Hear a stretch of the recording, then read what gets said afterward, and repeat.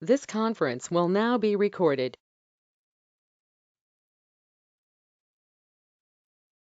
Commissioner Firebrand, when you are able to get a visual, let me know. That's the only thing I'm holding for right now. Okay, I'm on the email. I'll let you know. Just go ahead, Frank. That's okay. It should be okay. Okay, sounds great. It is now 10:01, and this meeting of the Arizona Oil and Gas Conservation meeting is called to order. First order of business is to establish a quorum. So we'll have a roll call. Frank Thorwald. Dale Nations. Stephen Bill Cooper. Feierabend. We have a quorum. All of the members are attending. Is there any conflicts of interest? Hearing none, we'll move on to the first item, and that is item 2, discussion and consideration of and possible vote of the last minutes, July 17th, 2020 public meeting. Is there any comments or changes in those minutes? I move they be accepted as presented. Is there a second? I will Bill, second. second. All in favor, say aye. Aye. Aye. Aye. Is there any opposed or abstentions? Hearing none, the motion carries unanimously. Item 3, we today have Halliburton, and they're making a presentation to us on acid stimulation. And Julio Vasquez is their expert on that, and he is with us. And Julio is the product manager, acidizing, stand control, and conformance. They've been very nice to us. And Julio, please take over. Yes, good morning, everyone. We appreciate the opportunity to present today. The idea of today's meeting is just to give you an overview of the different technologies for acidizing. So let me start by sharing my screen here. Give me 1 second.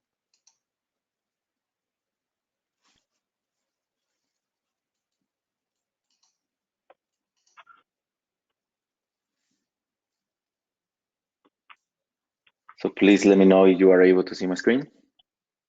We are. Yes. Okay. All right, good. So as I mentioned. So what is on the screen? Sorry. It's now the presentation that I sent you, the Halliburton presentation, Dale. Yeah, which attachment? It should be the one that says Halliburton or Hal.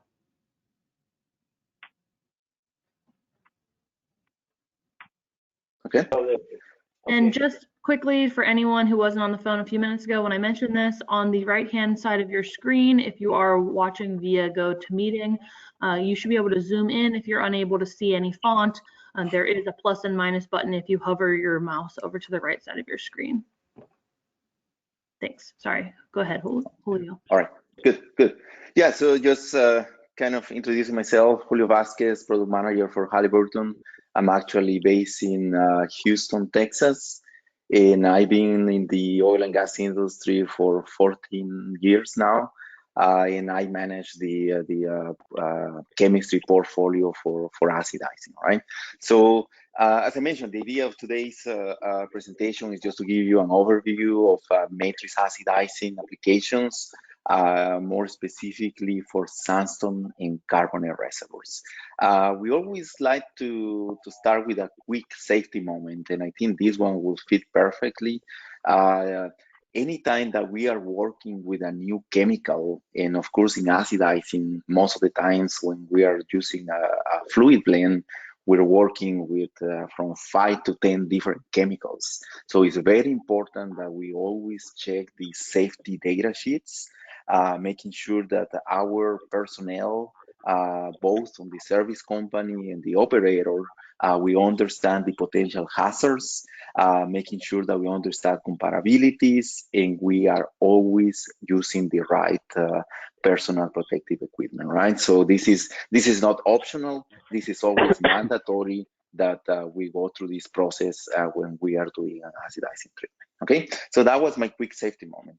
So now, you know, anytime that we are working with, we are producing a reservoir, we are going to get to the peak production, and then we're going to start the decline curve. Whenever that happens, we're going to be dealing with a lot of different challenges in the reservoir and in the wellbore. And I'm mentioning here just a few from wellbore integrity issues, scale, corrosion, undesired fluid production, like formation water production. But the one that I want to focus on for the presentation today is how to address reservoir damage and also the depletion of the production, right? So how can we re-stimulate the well to get back some of that production? Okay, so that's really the focus of my presentation, and more specifically on acidizing. So when and why do we acidize? I wanted to give you an idea, start from the basics, right? And I'm going to do that focusing mainly on three scenarios. Whenever we're stimulating a sandstone reservoir, a carbonate, in an unconventional or shale play. And I wanted to do it this way because there are significant differences in the way we stimulate the well because of the mineralogy, but most importantly because of the permeability of the formations. Typically, sandstones and carbonates, we're dealing from multi-darcies down to really tight formations like the 0.1 millidarcy range. But then if we look at the unconventionals, we're in the microdarcy, nanodarcy range, right? So there's different options that we can do. So let me start by when do we use acidizing, for example, if it makes sense to do it whenever we're doing a wellbore cleanout. So if that's the case, we are very successful in using acid, especially when we're looking at scale removal treatments. And there are certain types of scales like calcium carbonate scale, iron carbonate scale. So we are very successful using acid to remove that type of damage inside the well. Doesn't matter if we're talking about sandstone, carbonates, or shale formations. Okay. Now, if we talk about matrix acidizing, and I'm mentioning something here that we are pumping acid below the fracturing rates, we are very successful, but only if the permeability of the formation is higher than 1 to 5 millidarcies. And that only applies to sandstones or carbonates. We really don't do any acidizing, matrix acidizing in unconventionals because pretty much there is no injectivity into the matrix of the rock, okay? Then the next scenario will be for acid fracturing. So in this case, I'm talking about pumping acid at extremely high rates, exceeding fracturing pressure, and we don't use any propant. So the only scenario where this is applicable is actually for carbonate formations, whenever the permeability is less than 1 millidarcy, and we are trying to create fractures, but at the same time, acid etching the face of the fractures to provide some conductivity. Okay, so this is a very common scenario for carbonates.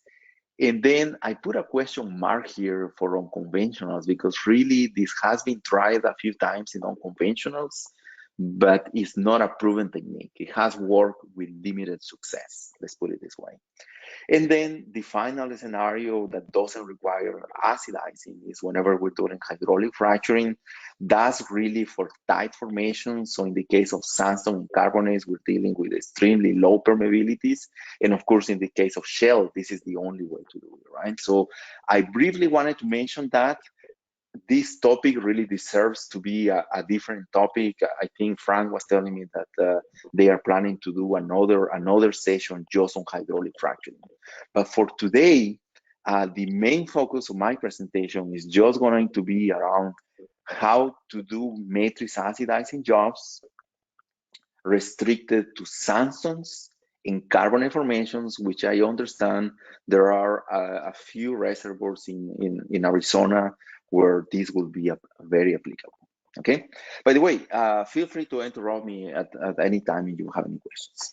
Okay. So now let's talk about just matrix acidizing in sandstones and carbonates. Okay. So the first thing that I wanted to make sure that we understand is that when we are talking about matrix acidizing in sandstone formations, the only thing that we're talking about is removing near wellbore damage. Okay, so damage that due to different factors. I'm going to mention a few examples. Anytime that we are drilling the well, anytime that we're cementing the well, we may be creating damage in the near wellbore. So the idea of pumping these matrix acidizing treatments is just to remove this near wellbore damage. Okay. Now, if we move to carbonate formations, again, we're talking about removing the near wellbore damage, but additionally, the rock, the calcite is so reactive with the acid that now we're talking about also creating wormholes inside the matrix of the rock, which is going to provide a more effective stimulation. So typically, whenever we're talking about stimulation or carbonates, we can see a higher uplift in the production of a specific well. Okay, so kind of making the analogy here. So from sandstone formations, typically the most widely used acid that we have is a combination of hydrochloric acid with hydrofluoric acid. I would say probably 90% of the times this is the fluid of choice, but there are certain scenarios where we also use combination of organic acids like formic, acetic, nitric acid, or even chelating agents. Okay, but going back to my previous slide, the best case scenario that we can do for carbonates is actually just removing this near wellbore damage that we have in the formation. So I don't know how many of you are familiar with this skin factor, but pretty much the best that we can do by removing the skin is having this skin number of 0, right? So that means that there is no damage in the reservoir, right? So if I go back here, what that means is that I'm removing all of this near wellbore damage, and your well will be back to a perfect scenario as where it was before drilling and cementing the well. Okay, that's the case for sandstones. But now if we go to carbonates, so here the fluid of choice, I would say 95% of the times is hydrochloric acid. But there are certain scenarios, especially for high temperatures, where we use either organics or chelants. As I mentioned before, we are able to remove the near wellbore damage, but additionally, we're creating these wormholes deeper into the matrix of the rock. So let me go back here. So the idea is that as the acid penetrates, is dissolving the calcite in the formation, and we're creating deeper penetration of the acid that now, if we look at the skins, a lot of times we are able to get skins of -2, -3, because we are really stimulating the formation. Okay, so I just wanted to make that difference between sandstones and carbonates and the expectations as far as uplift on production rates. Okay, the next thing that I wanted to mention also is that one of the things that we always try to emphasize is that a lot of times we require some type of testing to optimize the fluid formulation, the acid blend.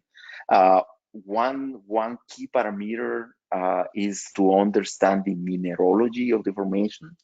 So for sandstones, most of the times it's mostly quartz, but we also want to understand what type of clays are present in the formation, just because we have to modify the acid blend, but also the pre-flushes and post-flushes, so that we don't create any additional damage into the formation.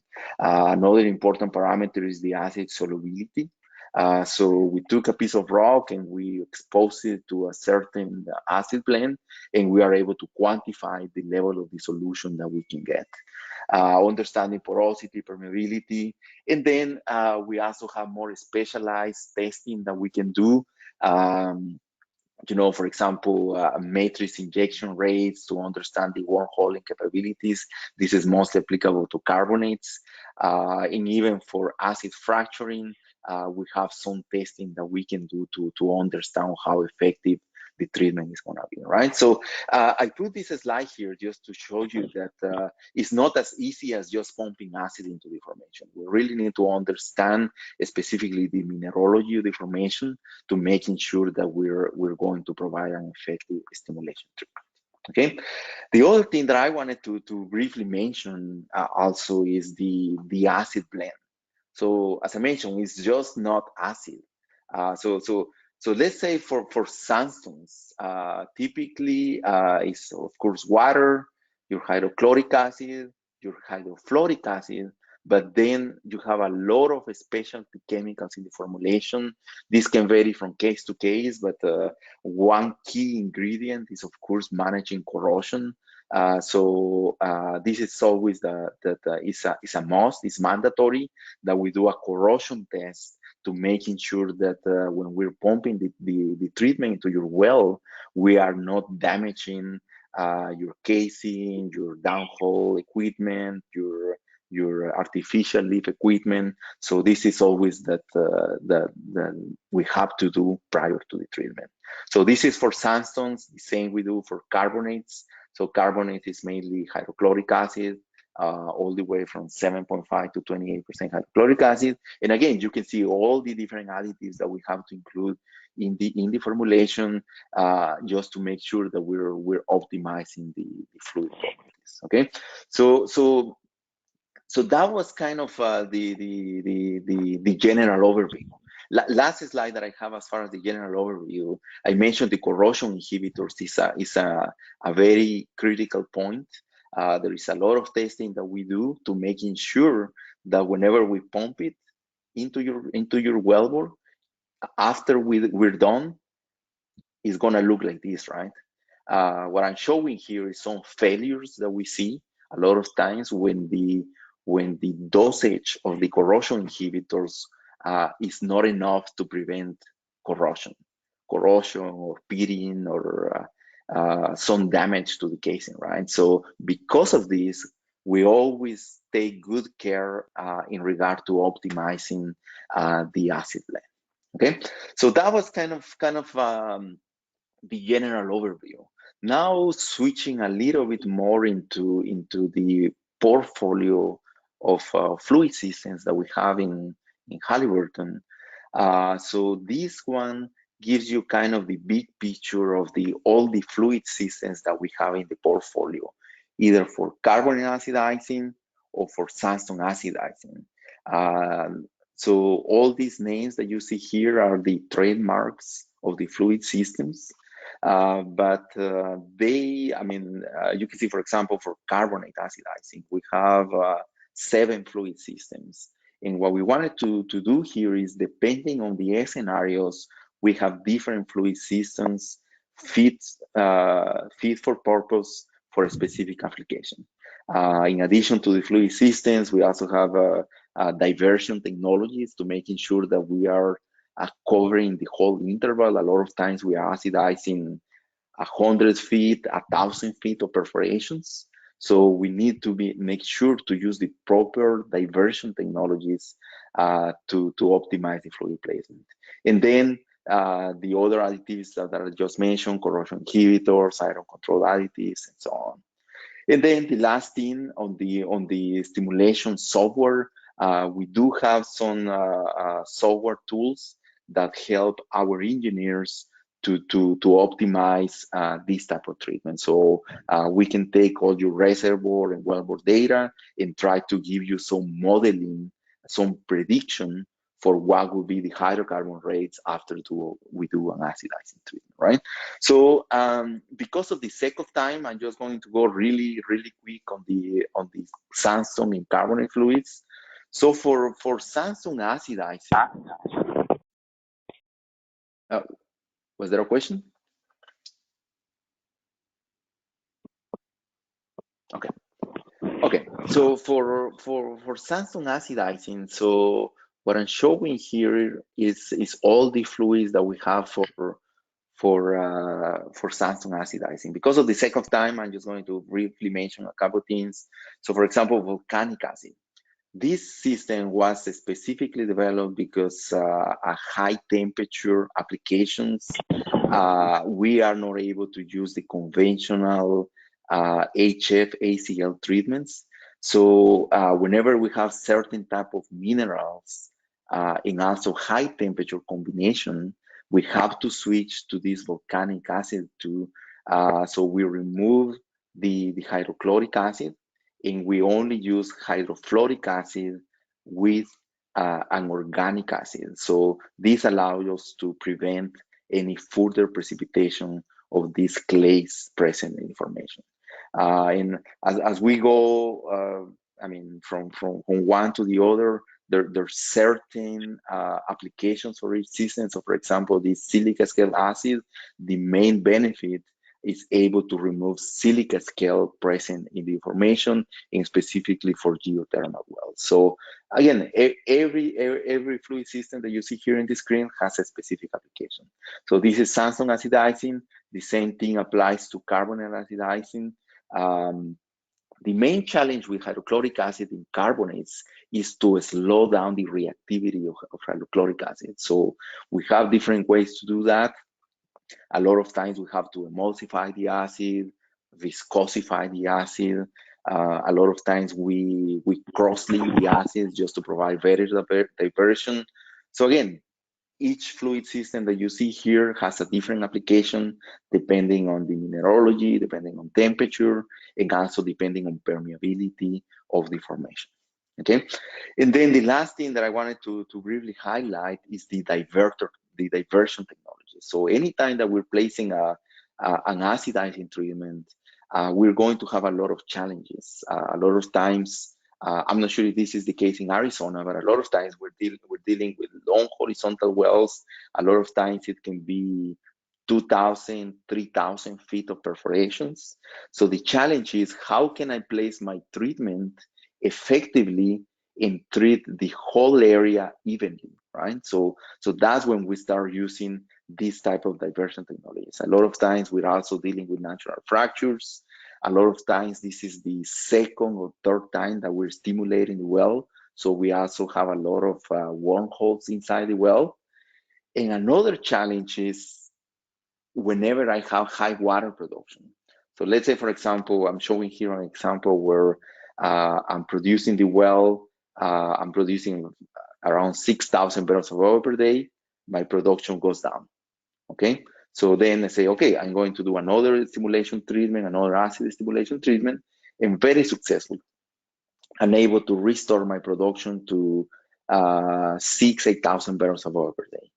Now, a few years later, my production goes down again, but now the situation is different because now I'm producing the well at 40–50% water cut, right?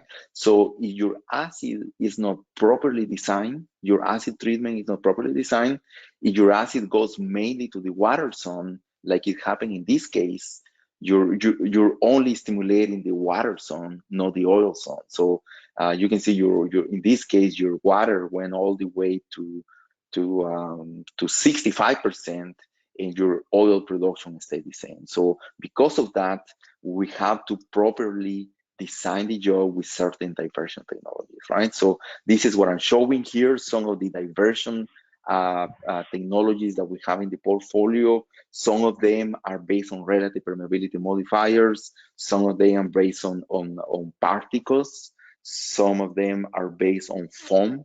And all of these have a certain application depending on reservoir and wellbore conditions. Okay, so that's kind of the overview that I wanted to provide. So the last thing that I have left in the presentation is just to show you two case histories where we did some stimulation treatments with acid, and then I'll open it up for questions. Okay, so this first case history is a carbonate formation in Latin America.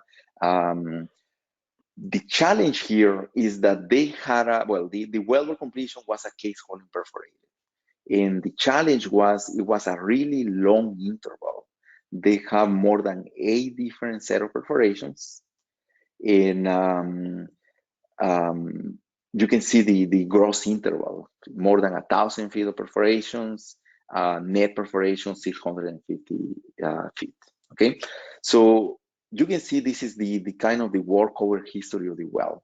They did multiple acidizing treatments. So 1, 2, 3, 4, and 5 stimulation treatments, and they were never able to stop the decline curve of this well. Okay, so they probably saw a little bit of increase of oil production, but then you can see the decline curve. Okay, so later on they discovered that there was a deep zone at the bottom of the well, high permeability, natural fractures, that was most likely taking most of the acid injection. Okay, so the challenge was, how can I properly divert the acid to the rest of the basin? Okay, so what we did here, we actually combined two technologies. The first one, this is a diverter. The diverter is based on self-degradable particles that, as soon as they arrive to the high permeability streak, they will breach off into the formation phase and reduce the leak off of the acid, so that then we can divert the acid to the low permeability zones. Okay, so that's what I'm trying to show here. This is how they look like. I mean, you can see they go with a very fine particle size to a more aggressive particle size. And this is the idea, that as soon as the particles arise to the formation phase, they are going to start breaching off and providing this diversion effect. Once you are done with the stimulation treatment, you don't have to do anything. The particles actually break from polylactic acid to lactic acid, and then you can put the well back in production, right? No need to pump a breaker or clean the well after that. So that's what we use in this well. In addition to that, we were monitoring the stimulation treatment in real time. We have, let me go back to the wellbore schematic here. So inside the well, we actually had cold tubing with this fiber optic cable in place, so that we can monitor in real time where the treatment is going as we're pumping the acid in the diversion stages, right? So the cold tubing was inside the well just to monitor the treatment, and the acid treatment was actually pumped in the annular space. Okay, so that's what we did. So we performed the first injectivity test, and as expected, most of the acid went into the lower set of perforations. So we pumped the first diversion stage, and actually it didn't work. As you can see, most of the acid is still going here. So what we did in real time, because we were monitoring all of this real time, we on the fly increased the concentration of the diverter of the particles from 1 to 5 ppg, and then effectively now we are switching all the acid injection to the top of the perforations. We continue pumping the diversion stages. We pump a total of 4 diversion stages, and at the end you can see all the change on the injection distribution. This here actually shows the final fluid distribution of the acid. So even though this was the tip zone, now you can see the whole perforated interval was able to take acid injection. The most important part, they actually saw an increase on oil production of 82%.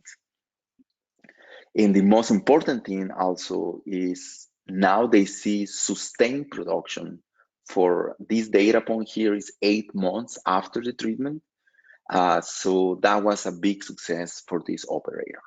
Okay, so that was my first case history. The second one is a little bit different. This is actually in the Middle East.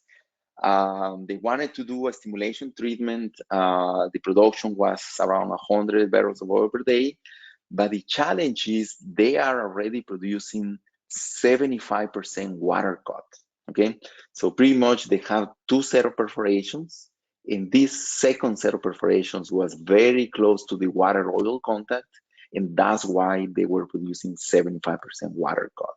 Okay, so what we used here was a combination of hydrochloric acid with a diverter that we call Guidon SGS. This diverter is based on a relative permeability modifier that selectively reduces permeability to water.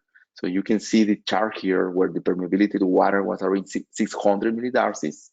We pump the RPM and immediately we reduce the permeability to 16 millidarcies, so more than 90% reduction to water permeability.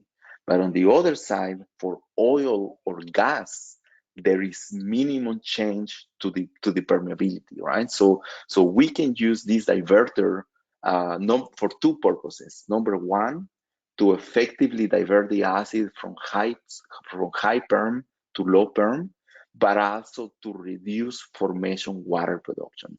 And that's exactly what we use it for this case. So this shows the results after the stimulation treatment. Because of the acid, of course, the oil production went from 100 to more than 1,000 barrels of oil per day. But look at the water production. The water actually went from 300 to 179 barrels of oil per day, and that's why the water cut went from 75% to around 14%, right? So just a different design because this well was producing high water cut. Okay, so I think that's all I have. I mean, as I told you, the main message that I want to pass on here is that in regard to stimulation of sandstones and carbonates, we can do it effectively, but it's very important to understand mineralogy, permeability range, and trying to optimize the treatment with all of these fluid systems that I just mentioned. A lot of times, specifically on the diversion technologies, this is very important to optimize it to get a full coverage of the interval. Okay, so I'll stop here and see if you guys have any questions. Julio, Hi, Frank. Bill, I've got 2 questions. Okay. Bill, 1 second. I just want to, this is Frank Thorwald. Okay. As you ask the questions, please say who you are, who you're with. Initially, we're only going to have the commissioners, DEQ, and operators ask questions. And depending on our time, we may open it up to the public. Go ahead, Bill. Okay, great. Question 1. You had those diagrams like you're looking down from a vertical view showing orange and red concentric circles on this stuff going out from the well outwards. Is there kind of a range of distance outwards that these things have effect, or is it really so variable? Yeah, there we go on the right-hand side. You know, is it 100 feet, 10 feet, 1,000 feet, or is it so variable that you really cannot tell very well? Yeah, no. We're talking about here just near wellbore stimulation, right? So in the case of sandstone, I mean, we're talking about 1 feet, 2 feet away from the wellbore, because really what we want to remove is that near wellbore damage that we created during the drilling phase or during the cementing phase, or a lot of times we are dealing with emulsions or clay swelling issues. So really what we're talking about here is just near wellbore cleanup, right? In the case of carbonates, now we're talking about a little bit deeper. I would say it depends on your concentration of acid. Let's say gallons of acid per foot of perforations. But I would say, I don't know, 5 to 10 feet into the matrix of the rock probably is a good rule of thumb. Okay. It depends. Yeah. So we're talking, at the end of the day, we're talking about near wellbore stimulation. Perfect. Thank you very much. Now, question 2. A lot of this depends on, how can I summarize? You know, the particle size, clay content, matrix, all of these things. And if your reservoir is an old deltaic system, you know, that is really variable both laterally and vertically. How do you get a handle on characterizing the reservoir if you're in a geologic system that is really variable? So in regard to sandstone acidizing, there are certain acid blends that are more conservatives. And we understand that, right? I mean, a lot of times the operator may have limited information on mineralogy, or as you mentioned, the mineralogy varies aggressively from one area to another one. So there are certain acid blends that are more conservative from that point of view, to minimize any precipitation issues and things like that. So yeah, there are certain best practices that we can implement whenever we are in that scenario.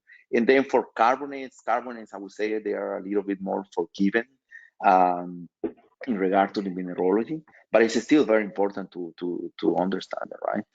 And then you have those scenarios where you have mixed layers of carbonate and sandstones, and that's definitely even more challenging. And I would say whenever we enter that scenario, that's when we really switch to the chelants, chelating agents like I don't know, NGDA, EDTA, that are more forgiving for that type of scenarios. So I'm not sure if that answered your question, but yeah.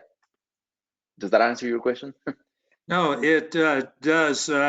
Basically, if I understand you, what you're saying is, although it can be really, the geology, it can be characterized as really variable vertically and horizontal, there are some best practices that work, you know, pretty well in that scenario. So you don't have to know all the details. You just have to understand the general setting, and then you can pick a treatment that generally does good in that setting. Is that fair enough? Correct. Yeah, that's a Thank perfect you. summary. Thank you.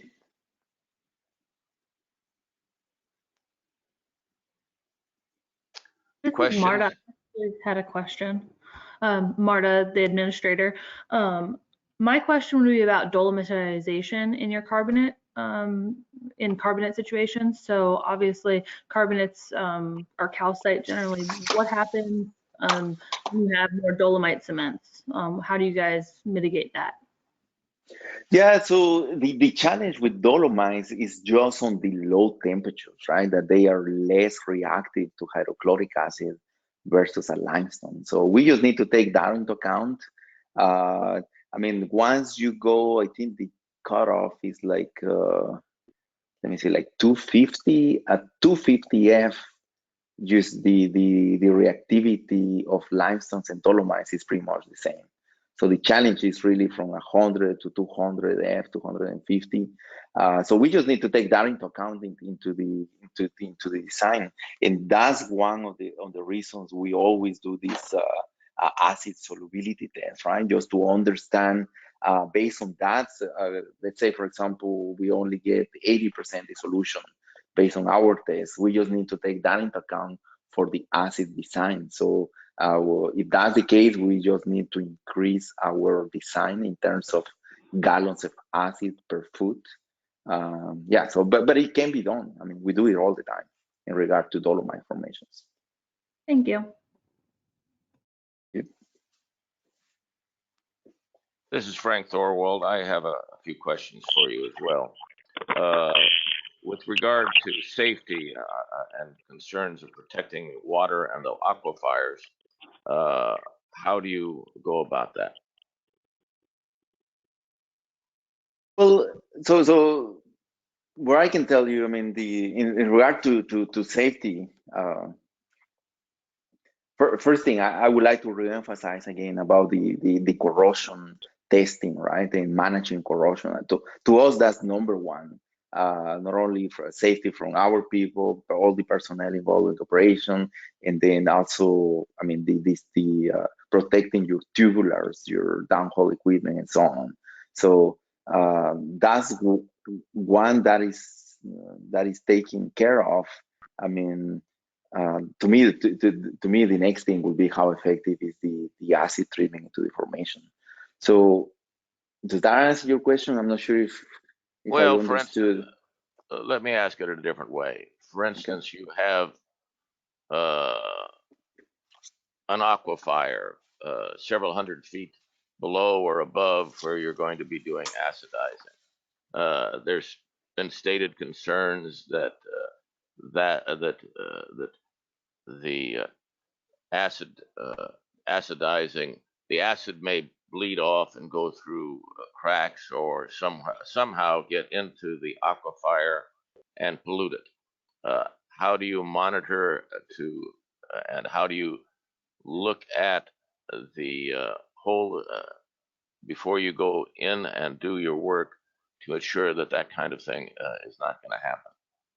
And your question is related to a freshwater aquifer or not necessarily? In Arizona, both freshwater and salt water aquifers are treated the same, and they cannot be polluted, and we have to protect them in whatever ways we can. So it would be the same for both. Correct. So yeah, thanks. Yeah, I think I understand. So one of the first considerations that we take in the design is taking a look at the wellbore integrity. So before we do any type of acidizing work, I would say one of the first steps is to look at the cement quality in the well, making sure that we have reliable barriers behind the casing, so that in the case the acid contacts, I mean, goes out of zone, a lot of times we have to decline the work, right? So that's, for us, that's the step number one. We always want to make sure that if there is a fresh water aquifer, we have good, how would I say this, good cement behind the casing, isolating and protecting that fresh water aquifer. So if that's the case, if there is no good barriers, a lot of times we decline the work. Okay, so that's one.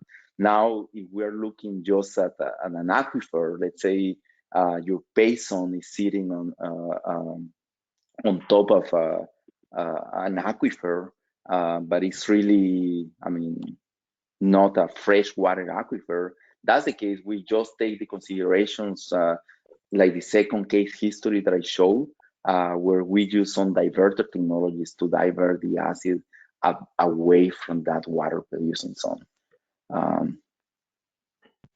So let me add to that question, because as I said, here in Arizona, freshwater aquifers and saltwater aquifers are considered the same. They both have to be protected.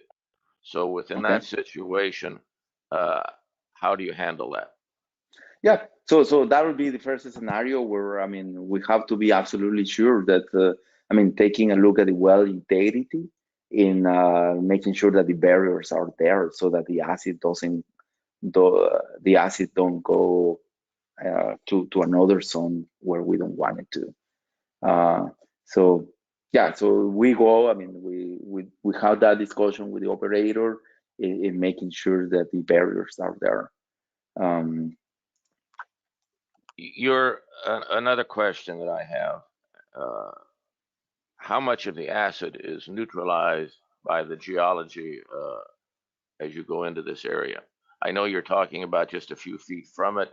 Do you ever Correct. go farther? How is that? And how, Yeah. again, how much is neutralized? So that's another, I would say, design consideration. Typically, we pump the acid and we add an overflush stage of brine that pushes the acid further into the wellbore to making further into the formation, I'm sorry, so that the acid fully expands. So, for example, in the case of hydrochloric acid, well, even hydrofluoric, I mean, when we get the flow back of acid, it's already spent, and we're looking at a pH of 4, 5. So from that point of view, there is no issues on handling that spent acid on surface. This is, I mean, a lot of times we, Halliburton as a service company, are not involved in flowing back the well. Typically, the operator hires a third-party company to handle the spent acid, right? So I've seen some cases where they have to, when the acid is not fully spent below, I mean, above pH 4, they have to add a neutralizer pill, like caustic soda, for example, just to bring the pH higher than 4. And then there is no problem about handling that on surface. And I know we've talked about this. We're going to have another presentation sometime in the future on just on disposal and clean out of that. But yeah, sure. With regard to the disposal and clean out, I appreciate that. How do those operators typically handle that disposal and clean out? Do they put water back in? The spent fluids are taken off and put in a licensed storage facility some other place? How is that typically done? To be honest with you, I typically I'm not involved in that phase of the operation. So I would defer that question to. Yeah. Perfect. Yeah. To be completely honest. That's what we're looking for. The last question I have at this moment would be, when you're initially doing the clean out, do you clean it out before the perforations are done? Do you do it after the perforations? Do you do one perforation at a time or all the perforations? And how does that change from initially to an old well, a new well to an old well? Yeah, so we're doing the acidizing after the perforation stage, right? And I would say these matrix acidizing jobs are typically done once they see a decline in production. They go back and try to acidize it. The only time where we do an acid job right from the start is whenever they do these acid fracturing jobs, because these wells will not produce without fracturing, acid fracturing, right? So they have to do it right from the start. But I would say, yeah, for whenever we're talking about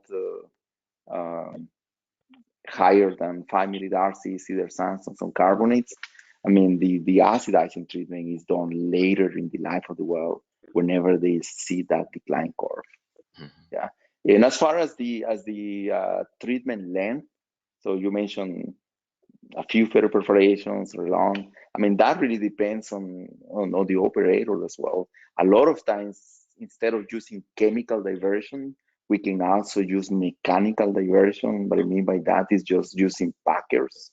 So let's say, for example, you have a 500 feet zone. You can use packers to isolate 100 feet at a time, acidize, and then move to the next 100 and so on. So yeah, there's different ways to do it. Okay, thank you. Commissioners, do any of you have other questions that you would like to ask? Bill, I have one. Please proceed, Bill. Okay. You made a comment about one of your very initial concerns is the quality of the cementing around the casing. And if this isn't your area, just tell me so, but I'm curious if you have any tools.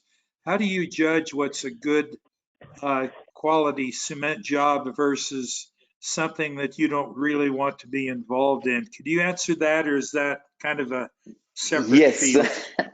So yeah, that's definitely not my area, but yeah, there's a lot of tools that we can run to detect the bonding of the cement to the pipe, the bonding of the cement to the formation, and also being able to detect microannulus or even free pipe behind the casing. So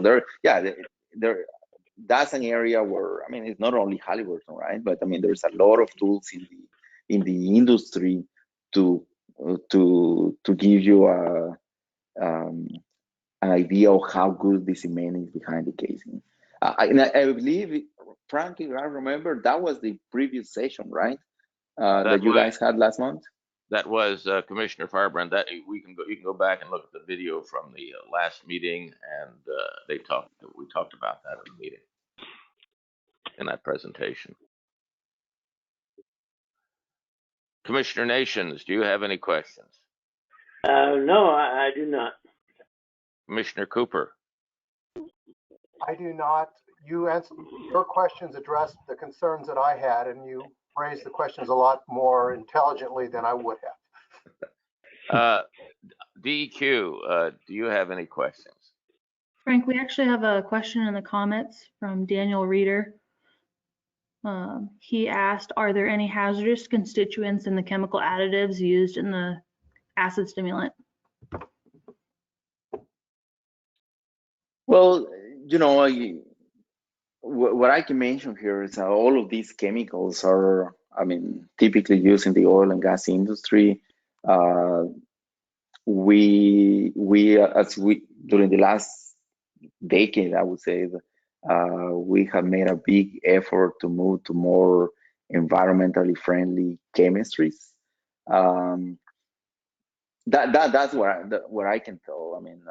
I mean, though all of the hazardous issues are disclosed on the safety data sheets for these chemicals. What I can tell you is, I mean, a lot of these chemistries cannot be used in Gulf of Mexico, North Sea, because they don't pass the environmental standards, right? But that doesn't mean, I mean, that we're using dangerous chemistries here. Of course, the handling of acid, that's probably the most dangerous part. But of course, we always take the precautions to making sure that our people are using the right personal protective equipment.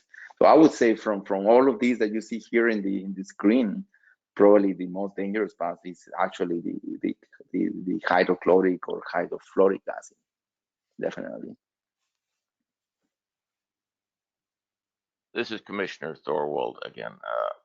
I think where a lot of some of these questions are going, or what I've asked you earlier, the concern about there being a fault or something unknown and the chemicals leaking into the aquifer or water, some type of water and polluting something.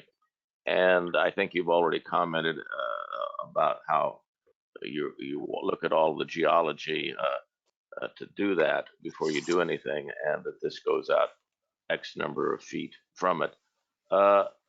Can you give us any other additional information about how you go about that to make sure that that doesn't happen? And if these kind of things have happened in the past, what were there any particular exceptions or unusual things that occurred? And didn't mean to put you on the spot there. Yeah. Well, let me try to think how would I answer this. I mean, I guess my first point, I mean, we do acidizing all the time here in the US, mainly, I mean, Texas, Louisiana. I'm talking about land operations, not offshore. I mean, a lot of places where whenever there is hydraulic fracturing activity going on, and that's another thing that I didn't mention in my presentation, but anytime that we do a hydraulic fracturing job, they always use a small stage of acid. They call this the formation breakdown stage. And so they spot a small amount of acid to break the formation and to clean the perforations before they really go to the main hydraulic fracturing stage, right? So we use acid all the time. Really, I guess I will go back to my comment about checking the integrity of the well. To us, that's number one priority, making sure that we have the barriers in place to avoid contaminating fresh water aquifer. As far as mentioning examples where something bad happened, I really don't have any recollection being involved in something like that. Let me give you a question, and you probably Okay. don't have the answer, but how many acid jobs do you think have occurred worldwide in the last 50 years? Thousands of them. Yeah. I mean, in the million range, probably. I mean, really. I don't know. For example, Halliburton may do 25K treatments per year, something like that, worldwide. I'm talking about. Mm-hmm. Yeah. So yeah. How many again per year? 25,000 treatments per year. I'm talking about acidizing treatments, right? Right. Yeah. So it's in the end that only applies to Halliburton, right? And yeah, it's so taking into account all the service companies. Yeah, this is a very common stimulation technique. So Okay. Does anybody from DEQ have any questions? Please, this is a good time to ask a question.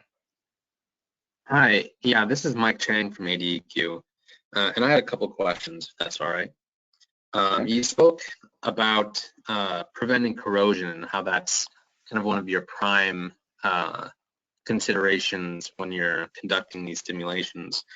How difficult is it to prevent the corrosion? Is it something that you've got a good handle on, or is it something that you find happens on a regular basis? No. It's as I told you, since it's number one priority. I mean, it's we always take the conservative approach of adding a little bit more of the corrosion inhibitor than needed. You know, so the standard in the industry is 0.05. Man, I just went black on the units. I'm sorry, Mike, but there is a standard in the industry, right, for the acceptance levels of corrosion loss. And you know, so we have a database, for example. So this is dependent on the metallurgy, your acid strength. So what I mean by that is, are we using 15% or 28% hydrochloric acid, the bottom hole temperature, and the exposure time. So you have to take into account all these four factors whenever you run your test. Yeah, so from that point of view, I mean, we have a large database that we developed throughout the years where, I mean, our engineers can go and let's say we have a certain type of metallurgy, we're going to pump 50% hydrochloric acid, we're going to be pumping for 8 hours. So they go to the database and it tells you exactly the amount of corrosion inhibitors that you need to add in the formulation. So it's kind of our standard procedure, right? So there are certain scenarios where the operator may be using a different type of metallurgy that we haven't tested before. So if that's the case, we always run the test to be absolutely sure that that we are managing the corrosion. So does that make sense? I mean, These examples that I'm showing here are extreme cases where we did the testing and it didn't pass, right? So what we did in that case, we either increase the corrosion inhibitor concentration or switch to another chemistry in terms of corrosion inhibition. Okay, yeah, thank you. That I have a couple of follow-up questions actually. So is that is the management of corrosion and all of this consideration, is that an industry standard that every operation is going to be concerned with and taking these precautions, or is this more of a Halliburton special? No. This is an industry standard. Yeah, definitely. Okay, great. Yeah. I would say And then, so. Yeah, though. And then the corrosion. Yeah. Go ahead. I'm sorry. So then my final question was regarding in terms of, and when corrosion, does happen just for whatever reason, what are the components that are most susceptible to corrosion in your experience that you've seen? Are there any repeat, areas or pieces of equipment that are more susceptible than others that you found?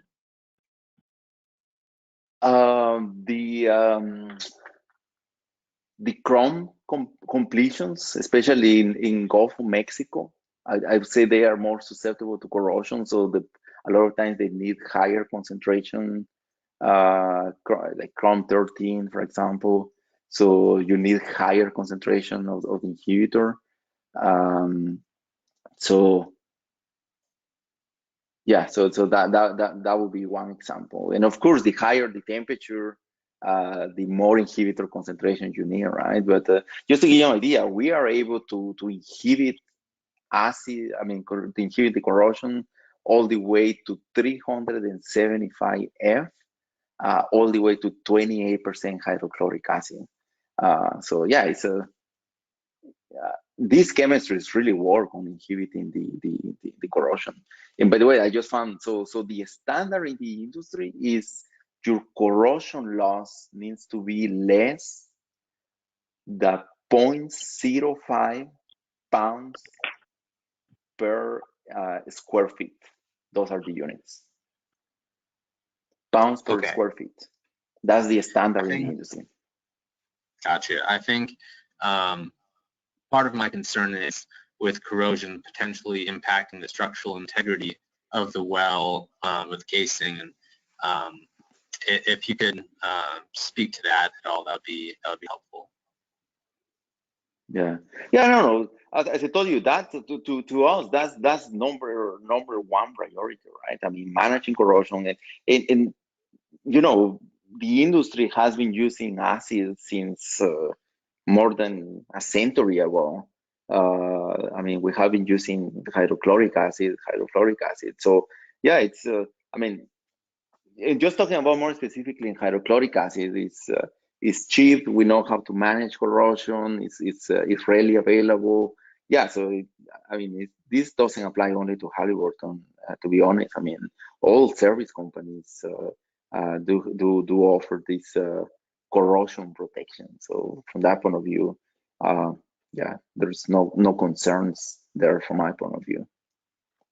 It's more challenging, definitely, on the high temperature. And again, going back to the aquifer question, I remember a couple of times where we were looking at 350.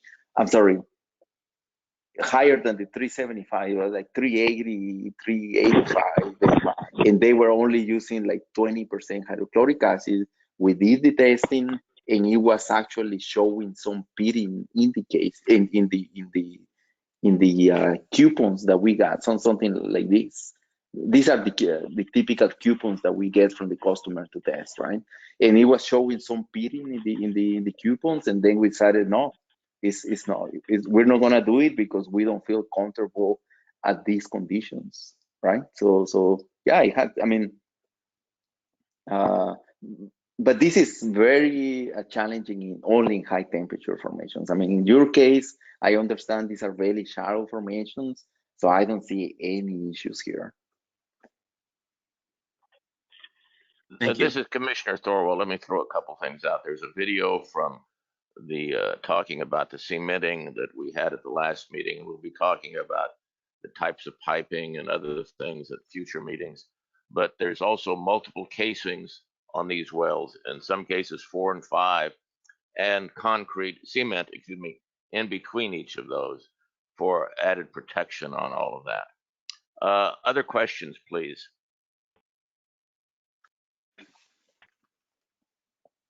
Anyone else from DEQ have a question? Yeah, I do. My name is Dan Reeder with DEQ. Julio, thanks so much for the presentation. I do have a question regarding the injection pressures of the acid stimulant. Do you do any like formation pressure gradient testing before you inject the acid, or do you take that into? Yes. Yeah, thanks for asking that. Yeah, that's a stage of any treatment. We always come to location and do an injectivity test with brine just to confirm that we have good admission, and we establish some injection range. So what we do is that, let's say we start pumping 0.5 barrels per minute, 1, 3, 5, all the way to 10 barrels per minute. And then based on that analysis, we determine the optimum rate to be pumping. And the other thing is we always want to make sure that we stay below the fracturing pressure. So yeah, we always do that. And then once we establish that, then we start pumping the acidizing treatment. Does that answer your question? Yes, it does. Thanks so much, Julio. Any other questions? How about operators?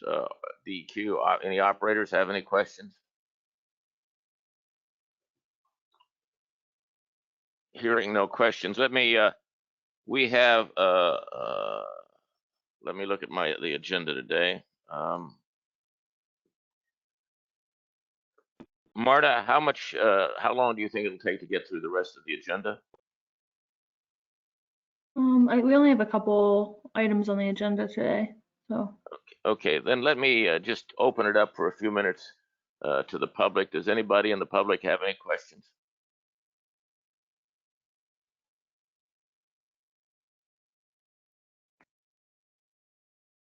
Hearing none, I want to thank Halliburton, Julio very much. I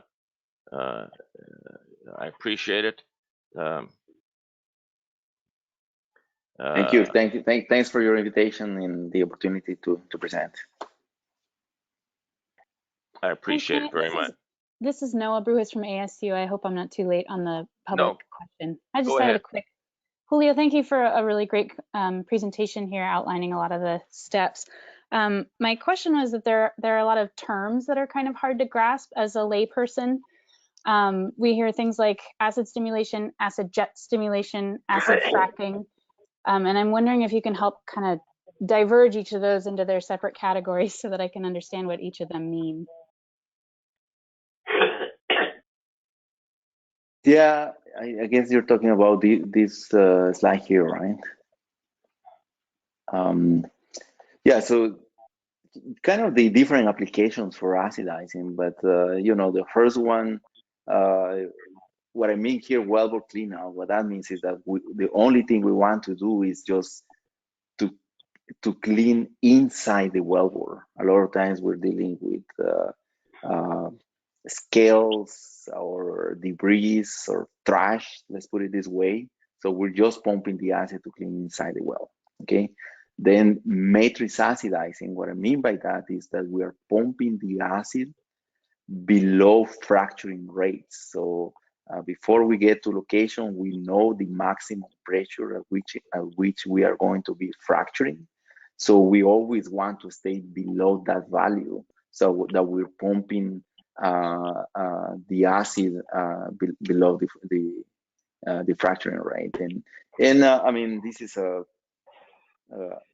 pretty simple calculation that we do based on the fracture gradient of the formation and the depth of as we're pumping at, and we can figure that value. Okay. Then the acid fracturing. What I mean by that is that we're actually pumping the acid above fracturing gradient, So we're actually parting the formation, and with the acid, we are etching the face of the rock, so that once the fracture closes, you still have some conductivity in the fracture that you just created. In this case, we are not using propant, so it's just the acid by itself.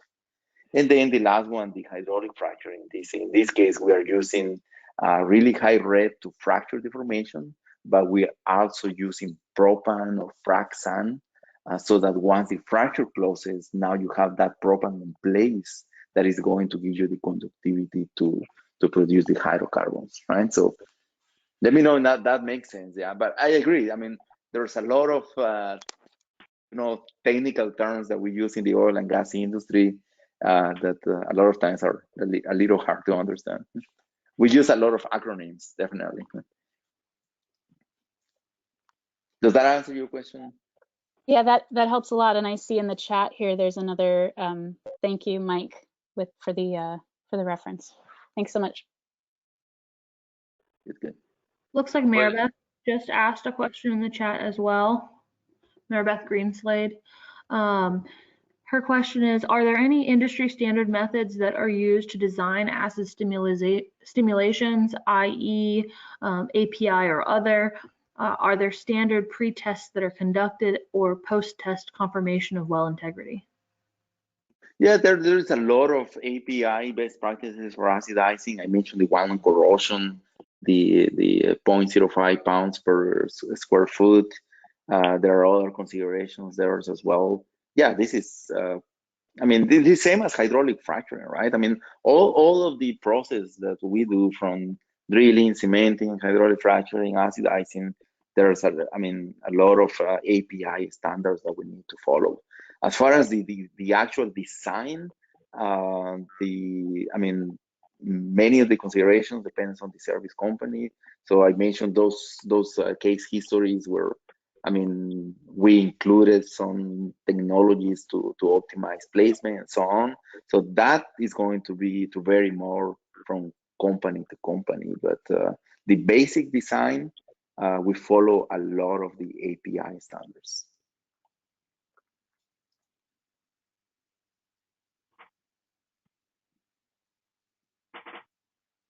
Any other questions before we move on? Hearing none, we are moving. Thank you again, Julio. We appreciate this presentation very much. All right, thank you. Thanks, everyone. Moving on to the next item, item 4, Arizona Energy Partners, AEP 16-1. Marta, would you fill us in on that? Yes, sorry, Frank, just sharing my screen again so everyone can see this. All right, so for the Arizona Energy Partners 16-1, this is a consideration for extension of confidentiality. The operator had made a written request on May 13th. It was noted that it should be addressed in the past meeting, but due to discussions about the temporary abandonment extension for this well, it wasn't brought up. So I wanted to make sure it got put on the agenda, and Mr. LeBlanc and I spoke about it, and he asked that it be put on the agenda. He requested a year's extension back in May. We extended the temporary abandonment status through August 12th of 2021, and I recommend that we extend the confidentiality to that date as well.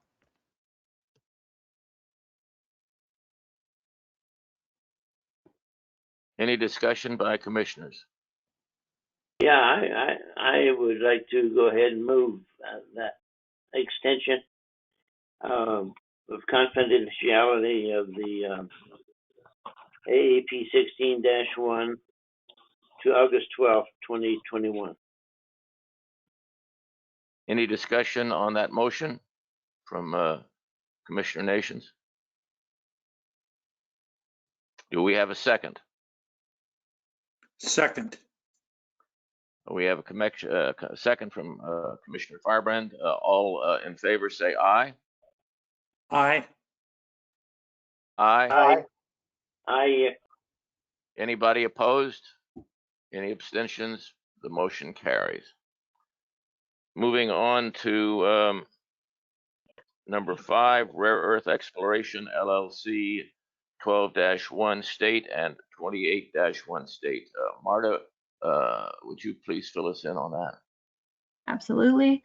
The Rare Earth Exploration 12-1 and the 28-1, the plug and abandonment, in the last meeting in July, we granted them an extension for their plug and abandonment from, it was July 31st of 2020, and we extended to August 30th of 2020. Mr. Haycraft was on that call. I'm not sure if he's here today to speak. If he is, he's welcome to speak on his own behalf, but he requested an additional month's extension. We did ask him if that would be adequate to perform the work. He assured us that it would be sufficient time. We have since sent him multiple reminders of the due date, and now since we've sent him a letter letting him know that he's passed the deadline and the potential actions we can take against them, and I've received no response from any of my correspondents since July. We've extended, just some background, we've extended this plug and abandonment date 4 times now, beginning back in November of last year. And so I just wanted to open this up for discussion for the commission and potentially discuss the option of forfeiture of the bond or potential extension of the deadline. Discussion. I don't think we should extend that deadline anymore. I think we've been very helpful to get him to do it for both of those wells. So I move that we order the plugging and abandonment of the 12-1 state and the 28-1 state rare earth. Is that a motion to Commissioner Nations? Yes, it's a motion to plug and abandon. This is Jay Scarden. Is that a motion to forfeit their bond as well? Oh, I thought that was carried with it. Yes, it is. Okay. Yeah, I thought the two were linked. Council Scarton, can you? Is there any other issues we need to talk about with regard to this motion? Not with regard to this motion. I mean, we have the right to forfeit the bond and use the money for plug and abandonment. At some point, I mean, this is more of a technological thing. Someone needs to determine how much it's going to cost to do this, because you may put yourself in a situation where the bond may not cover what you need. We had that situation with a plug and abandonment earlier this year, but Dennis was aware of an operator who could do it within the bond. That's my only consideration. It's not really a legal consideration, though. Mm-hmm. Any further discussions before I ask for a second? Based on just to respond to Jay, based on my understanding of this type of bond, we would have to send out to bid and likely accept the lowest bid. Okay, and hopefully it's within the bond. Yeah, hopefully. Mr. Chair, this is Commissioner Cooper. Could you call for the record if Mr. Haycraft is present on the telephone? Yes. Mr. Haycraft, are you present? Marta, what have you done to try to reach Commissioner Haycraft? Reach Operator Haycraft. I've sent him multiple email correspondences to dates, 3 since the July meeting. And you've tried to reach him, and what has your predecessor done as well? I believe Dennis had spoken to him on the phone after the last meeting, and he submitted an incomplete application, because you need an application to plug and abandon the well to be approved before you can start work. He submitted an application, and we responded back that it was an incomplete application and let him know what revisions he needed to be made. Dennis sent those correspondence. And we never received a response. I had reiterated those same correspondence to him in August, and then let him know he was past due in September. Okay. Any further discussion? Do I have a second on Dale's motion? Second, Bill. All in favor, say aye. Aye. Bill, aye. Aye. Aye. Any opposed? Any abstentions? The motion carries. Moving on to the next item.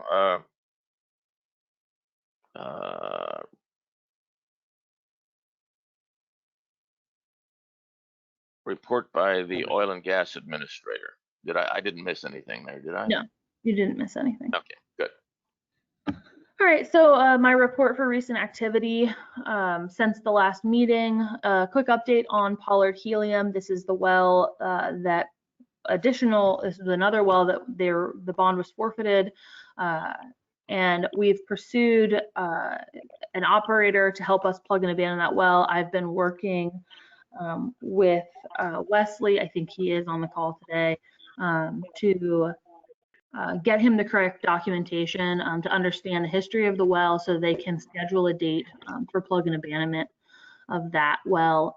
And he and I have been in touch and will continue to be in touch. We have not scheduled a date for that work yet, though. For Pinta South operating, new drilling activity since the last meeting. There were 2 additional wells drilled and they're waiting on completion, last I heard. Desert Mountain Energy, I believe we were updated at the last meeting by Mr. Rolfing that the 2 wells that they had drilled in June were completed. And I have since heard they are completed and received the proper paperwork on those. We're working on getting temporary abandonment status on those wells while they figure out when they're going to bring them onto production.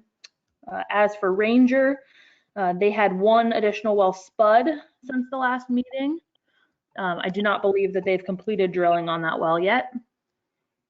And then an update on the Prize Energy Resources. Last I heard, they were working with the APP group on their permit, and I have not received an update on the status of how that's going, but I know they're still in process there. And then last update would be on the website redesign. And I'm working on creating a priority list of what order we want to update things, what's most important to update on the website, as it will take some time and likely go into next year, just because it is a slow process for redesign. But that process is we are working on it.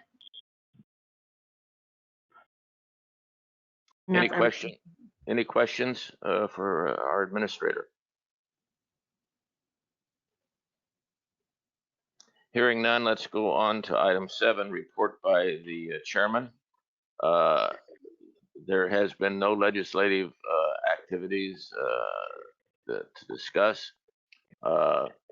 And as far as any other activities, I just want to thank Marta. She's been moving forward at a good pace, and a lot of new things are getting accomplished, and I want to thank her. And this is her first public meeting on her own, and I think she did a good job. So I just want to thank her. Thank you, Frank. That is all that I have for that. Yeah, thank you, Marta. I appreciate that very much. You're very professional. Thank you. Moving on to the next item, call to the public. Is there anybody that would like to make any comments?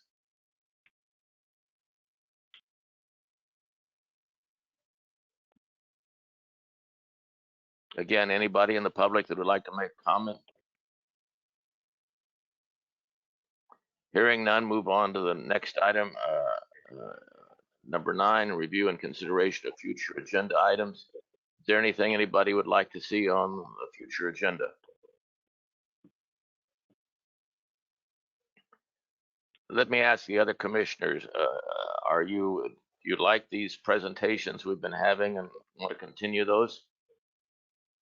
Yes, Bill. Yeah, I think it's very, very good. Fantastic. Then, Commissioner Cooper, is that working for you as well?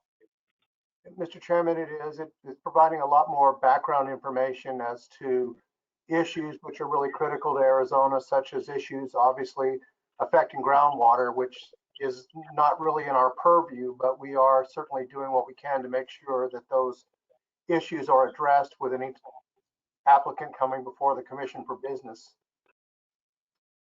Good. And then I will make sure that we continue to have these presentations on different areas as we move forward.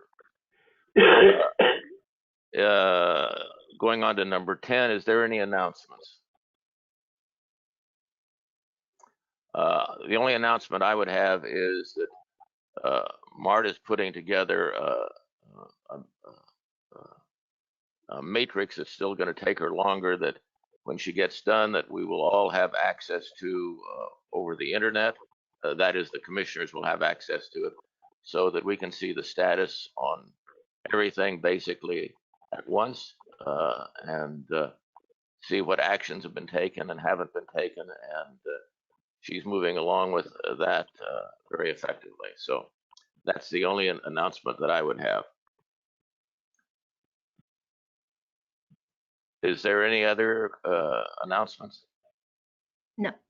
Hearing none, then I move we adjourn. Is there a second? Second. All in favor, say aye. Aye. Aye. This session of the Arizona Oil and Gas Conservation meeting is adjourned. Thank you. Thank you.